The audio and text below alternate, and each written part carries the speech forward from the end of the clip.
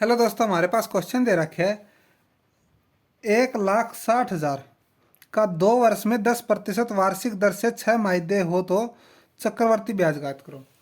इसने दर तो दे दी दोस्तों वार्षिक, और लेकिन किस्त कितनी बना दी? 6 माही के हिसाब से। तो 6 माही के हिसाब से बना दी, दर भी हम क्या करेंगे 6 माही के हिसाब से यूज करेंगे।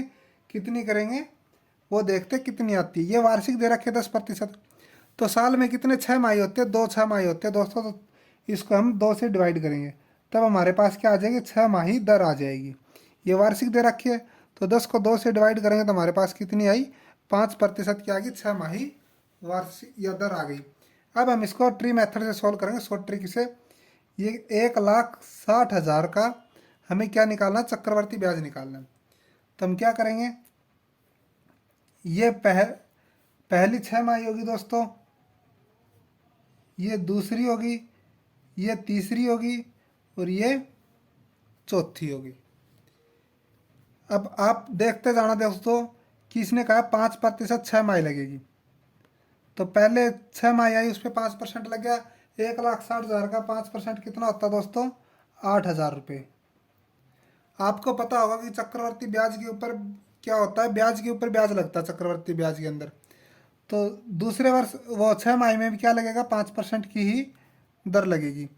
तो क्यों लगे? अब देखो 8,000 होता है 5%, 1,60,000 का, और दूसरे वर्ष में क्या होगा? ब्याज के ऊपर भी ब्याज लगेगा। तो 8,000 का 5% कितना होता है दोस्तों? ये होता है 400। ठीक है। इसी तरह जो तीसरी 6 माही आई है उस पर भी 5% ही लगेगा। तो 1,60,000 का 5% कितना होता है? 8,000।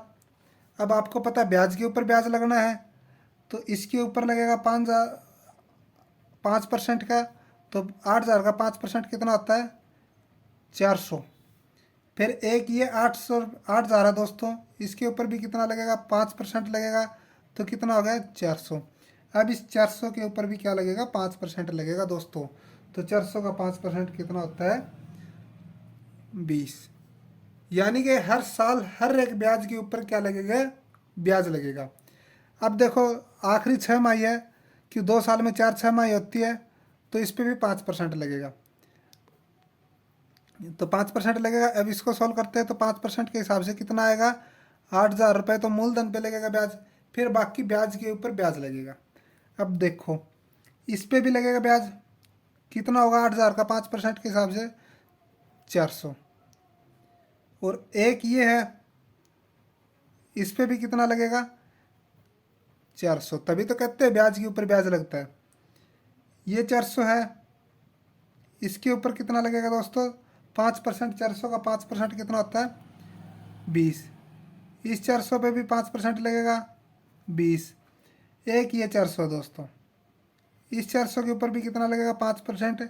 400 का 5% 20, और ये 20 है, इसके ऊपर भी 5% लगेगा, कितना होता है? 1। अब हमारे पास बच गया ये 8,000 प्रथम 6 माही का, इसके ऊपर भी 5% लगेगा। तो कितना होगा इसका? 400। अब हम क्या करते हैं, इन सभी को जोड़ लेंगे तो हमारे पास क्या आ जाएगा? चक्रवर्ती ब्याज आ जाएगा। यानी कि जोड़ते हैं 8,000 8,000 8,000 8,000, 4 बार दोस्तों 8 चौके 32,000 रुपये। 32,000 तो ये हो गए। अब 400 काउंट करते हैं कितने हैं? 1 2 3 4 5 6। 400 कितने? 6 बार, 4 6 24। यानी कि प्लस में 2400 क्या हो गए? 1 हो गए दोस्तों। अब काउंट करते हैं 20। 1 2 3 4। 20 कितने? 4। 20 चौके 80। 80 और 1 कितनी बार है? 1 बार। तो इनको सभी को हम काउंट करेंगे। 32 2 34, 34,481 रुपये क्या हो जाएगा? हमारा ब्याज हो जाएगा दोस्तों। यही क्या है हमारा आंसर। इसी तरह की शॉर्ट ट्रिक वीडियो देखने के लिए दोस्तों चैनल को लाइक शेयर सब्सक्राइब करना मत भूलिए, ताकि आने वाली वीडियो का नोटिफिकेशन आपको जल्द से जल्द प्राप्त हो सके।